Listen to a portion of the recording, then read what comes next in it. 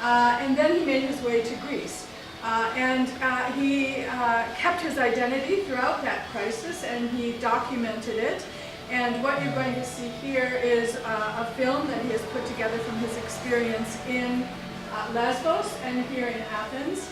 I would say two of the characteristics that typify his work. Number one, he has put this together with almost no budget at all and very limited equipment and very difficult conditions because he himself was a part of what he was filming.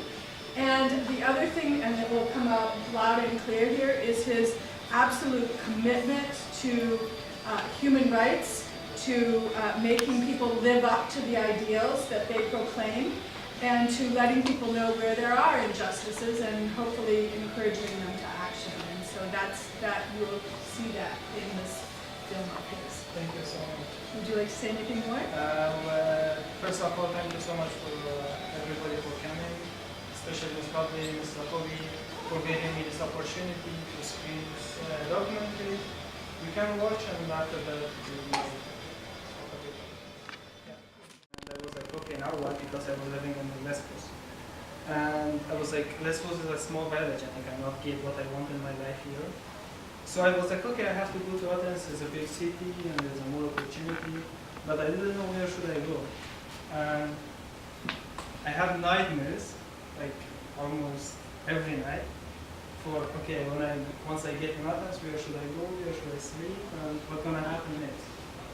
And thanks for a friend of mine, Anna, she helped me to stay in her place. And thank you so much from everybody for those people that they create this program, Education United for all of us. And it's like a great opportunity for me, for all of us, to feel that also we are human and we are doing something in our life. And it's not just we had to leave our country and we die somewhere without knowing anybody who we are and why we came here. And even ourselves without understanding the reason of why we are here in this world. And thank you so much again for your attention. And if you have any questions, I will be pleased to answer. Thank you. Thank you very much, Fridoon. Thank you.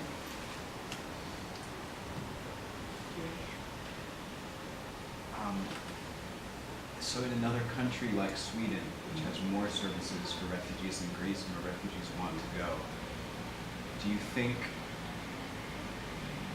problems that people talk about in this film are solved? Does the same lie exist for refugees who have found asylum in countries that are more stable than Greece? Yeah. Actually, for me, there's one important thing that I'm very glad from Greek society, Greek people, Greek system or whatever, that at least nobody treats me as a foreigner, or that nobody treats me as a person that I came from another planet. I really appreciate this. And I'm also like, we have safety here. We have safety, nobody is gonna bomb us, nobody gonna insult us, nobody. But the problem is in Greece, as all of us, we know it's a Greek economic crisis. And in a way, it is sad. I'm sad for Greece because now it's not European crisis. Refugees, now it's like only Greece crisis because the borders are closed and refugees, they only have the right to apply for asylum. And if you be honest, like those super rich power countries that they have everything, in a way they put all of us in a small area, Greek and the refugees, and in a way, after years, it creates problems for refugees and also for Greek people. And if you be honest, in a way, before like 2 years ago when I was here, I couldn't see much of racism, but it's getting much and much, more and more because of like Greek people also, they need to find job, they don't have a job. There is always like, when they see refugee, they are coming. And yeah, it's not about that once these people, they get to other country, they will be fine, but at least there's a much more job opportunity or opportunity that they can integrate in society. And yeah, so that's the main idea. One of the narrative frames in the film, and it seems like from the very beginning, you're really questioning the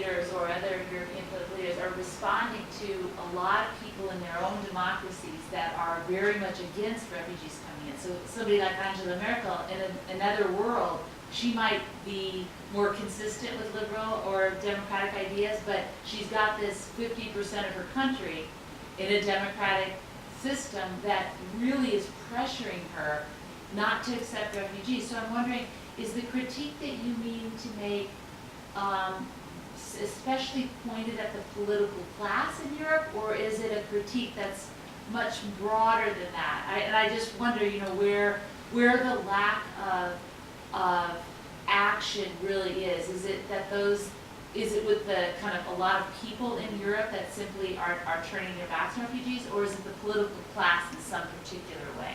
I don't know if that's clear. I think what I understand, that since I understand the black and white in my hands, it's not only, I think it's not about only Germany. As we see, the problem is big and much bigger than that we imagine.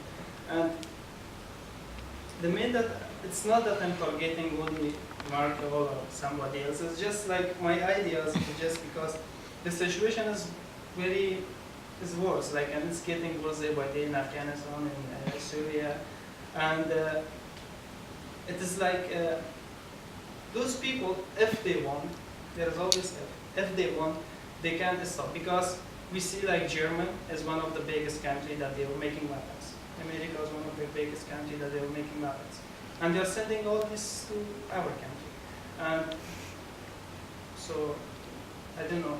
Yeah, I totally understand that on a macro level. I'm just thinking about, like, even in the United States, a lot of political leaders, I think some want to do more, but they're in districts or they're in areas where voters are really putting them under a lot of pressure to take more conservative views. And so on their own, they're not going to be able to change necessarily the macro political structure. And so it's really tough to figure out how to lead citizens to a more progressive place, a kind of place where you want to lead them in a democratic context. It seems very complicated. I think for me is nothing is not possible in this world if you want, and always it starts from here, exactly here, that we are, like, it's education system, and I'm really, it's like I cannot believe that I'm in American university, one of the biggest, and wow, I'm here as a refugee in pocket, you know? It always starts from here, and it might take, I don't know, ages. Maybe we're not gonna be able to be witness for a world peaceful, but at least we can try. And as you said, like in the UK, maybe there's many different like groups of people that they don't like refugees or they want to have their own countries. But these people, they're not gonna be forever, you know? We will all be disappearing like in 100 years. But what's more important, I think, is that from school, all of us, we teach our kids, we teach our whoever, that just be nice. It's going to be slowly. It's not going to happen like this. Yeah. I'm wondering how you're distributing your film. So who are your target audiences? So if you want to influence people to understand, you know, I'm a teacher and I'd love to be able to show your film. So how are you distributing it? Who can get to it? Actually, it's one of the most difficult things that for me, once I do everything by myself, camera, edit, everything, and once it's done, so it's the most difficult part for me that I can distribute for right people. The thing is a challenge, and it's some of the first time that I think my screen, my video for people with different backgrounds, that they were students, teachers, and different people. But mostly all of my videos that I screened, it was always, there was refugees or they were all activists that they are already involved in the situation. And it is very difficult. It's very difficult because I don't have much ability and access for many, I don't know, like organization or big humanitarian organization. They help for the situation. But I always make the video. When I'm making the videos, I just upload it on my website or Facebook. That's the way. Yeah. I had kind of, I don't know if you know the answer to this, it's kind of like a logistical question, but for the Moira camp, do you know how many refugees it was built to support versus like how many are there right now? You know, Actually, I'm not sure because I don't know really, but what I understood, what I heard is like made for 1,500, and now it's now I don't know since I'm in the Athens, so I'm far away from this kind of stuff. But I can imagine there will be like 5,000 or something. And there was even a period that there were like 7,000, something like this. Yeah, Yeah. like I can say like 6 months ago or something it was 7,000 something. My next question is, how can we as people who are here in Greece and just people in general help this situation? Because I hear a lot of people on social media, people talk about it, but they don't really know how to help. And some people, especially if they're not in areas where there is like a large refugee population, they don't know how to engage, how to support. And I've seen some people in Greece, you know, try to help through solidarity projects, but I'm thinking there's probably more things that people can do. Like I keep hearing suggestions of like, can we donate clothes, or can we donate food, or where do we donate time?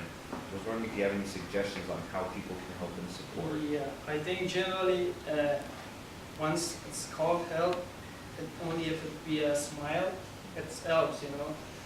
But I think generally, I don't know, I'm saying whatever, but generally, first we need to be nice with people who we are around. It doesn't matter who they are. I'm not teaching, but just as my opinion is what I'm saying.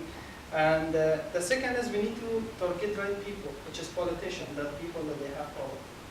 And I have no access, and I hope if you have anybody or you know, they are the people that they can change. And so we need to talk with them, we need to ask for our rights. If we don't ask, nobody will give us. When you started filming, did you have an idea in mind of what the film would look like? Did you know what you wanted to say with the film, or did it come about organically as you progressed in your project?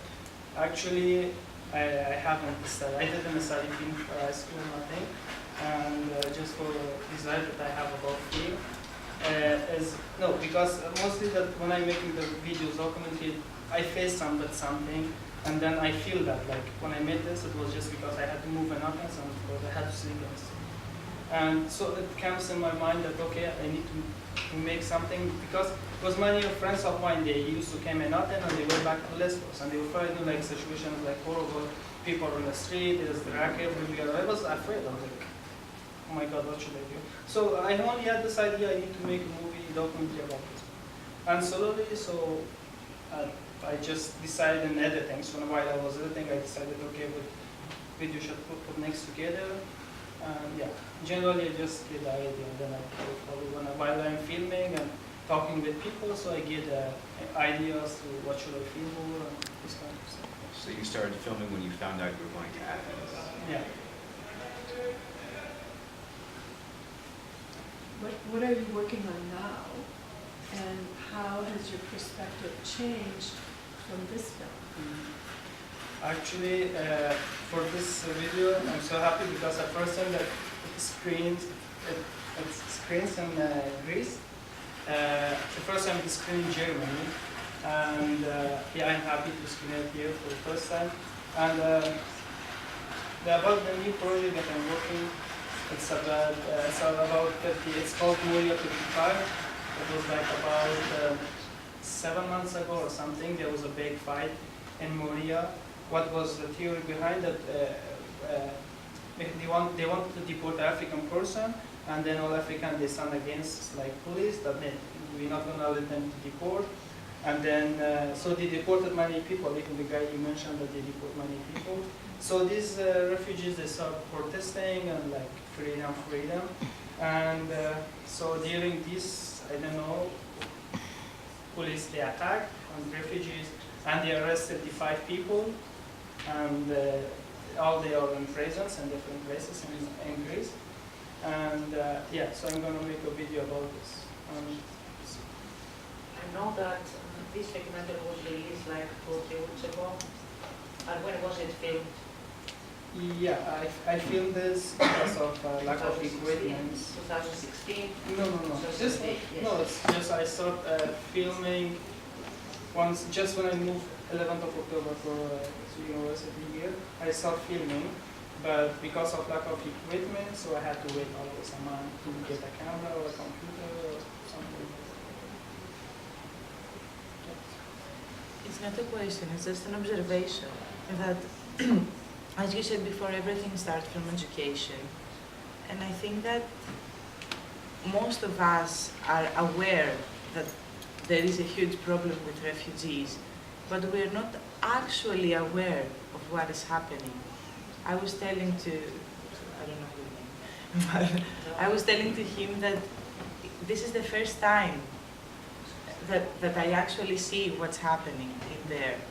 And I think most of us don't know. I don't know if you are educators, okay, you are exposed to these things, but most of us don't know, have no idea, have no clue. And because everything starts from education, maybe we should promote those type of videos more to educate people of what's happening first, and then maybe some of us could actually take action. Of course, this is the point, and I'm so happy that it's the first time that you see something like that. And for sure now you get an idea about refugees or whatever. So if you want to help, so of course you can talk with your friends and you can start. It's just like distribution, just information and exchange information. Exactly. Maybe in 100 years we'll see it. Can I just say something here? Because I spoke to you before, and you're in the communications student here, and you probably have communication student groups and things like that. Yes, we do. And we have a program. Fridoon is obviously a very talented filmmaker, but we have other artists, photographers, other filmmakers in our program. And maybe that becomes a kind of outgrowth of this program, is getting your expertise and your knowledge of Greek society together with these students who all have stories to tell with different kinds of perspectives. Maybe getting them together and figuring out a way to get the story out. That might be an amazing project that could come out of this event this week and the programs that we've got. I totally. I wanted to make a comment there, that we have sort of been overwhelmed 2 or 3 years ago when the so-called refugee crisis reached its peak by the international media, with pictures of groups, rescue teams, rescuing on a daily basis, people arriving into the big shops. And at the same time, this overexposure to not be translated into actual knowledge of the situation of being a refugee in Greece, whether it comes or in the city. So sometimes, the overexposure has the exact opposite effect. That's what I'm trying to say. Yes. And it's important that you are exposed to the perspective of the people that experience things, firsthand. And I would say the exposure then is kind of in a moment in time of this experience that Greece is having right now, whereas things have changed from how they were here even 6 months ago. Which is why I asked the question. Yeah. I heard there's a vice mayor for Athens who's this incredible guy, and he was talking the other day. Do you know who he is? Yes, we are going with him to Leonas on Friday. Oh, he's amazing. And what he said is, if you actually look at the numbers, there are like 60,000 refugees in Greece here. Right. It's not really a crisis. It's not overwhelming. It's a management program. That's why. Problem. That's it. To figure out how to provide. Now it's a question of integration, and so this is, I think, where the education can come in, is trying to figure out, okay, so how do we manage this so that children get education? The actual question is to ask whose crisis? Whose crisis? Because, the problem was raised as a refugee crisis from the perspective of the receiving societies. Yeah. That's the issue. It's not the sheer number. 60,000 people is not the issue for a country, even a country that is, hit hard by the austerity measures. So it's simple. It's not simple.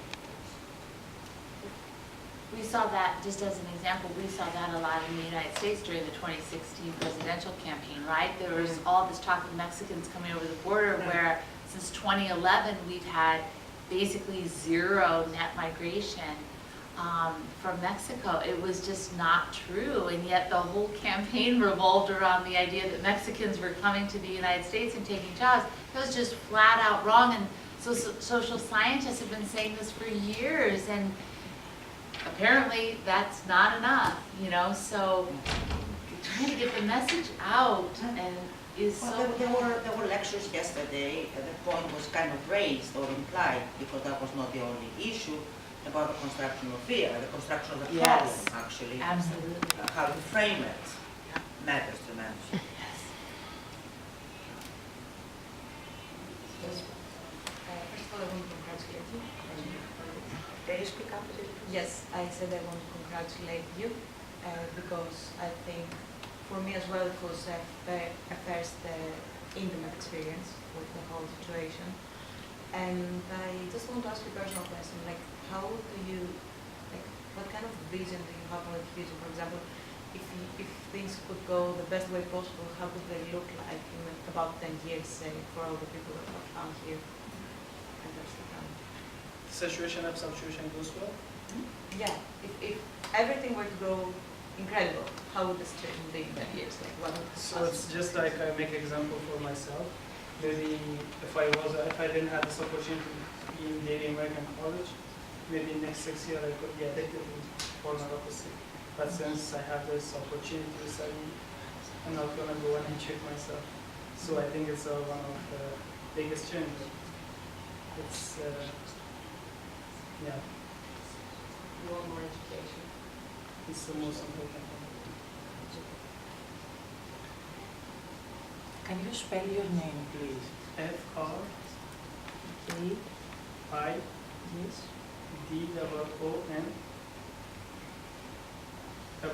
Yes, yes. J-O-I-N-D-A.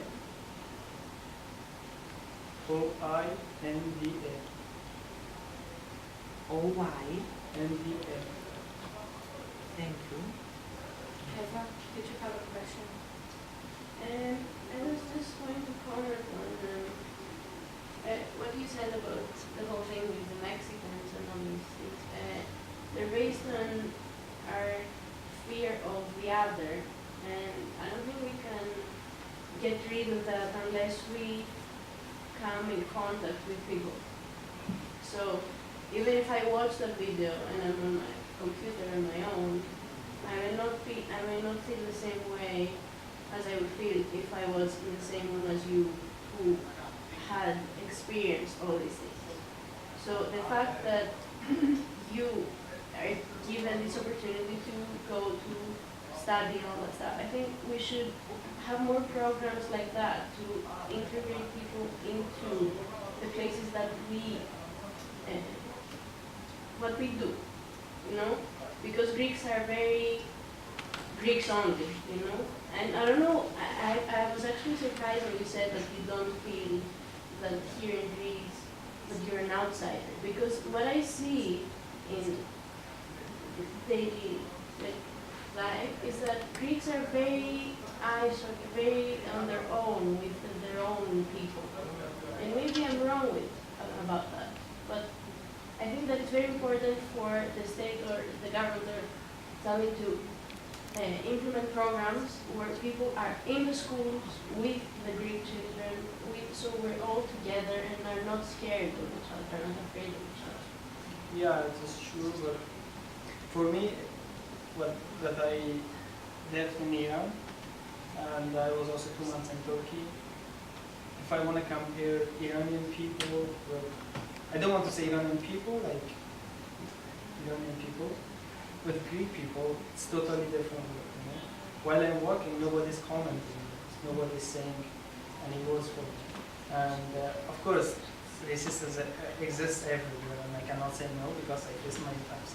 But it's not like make me that like frustrated about life or whatever. You know? And also it depends of you, that how you behave with people, you know.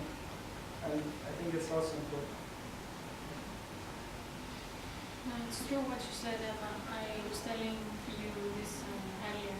I had to interview a refugee for my project for Dr. Zahu, and I met with him at the home project. He was from Afghanistan too, and he lived in Moria, and he worked with the UNHCR and the European Agency as a translator. And he was describing to me the same things that you saw in your video, and I was crying. It was the first time,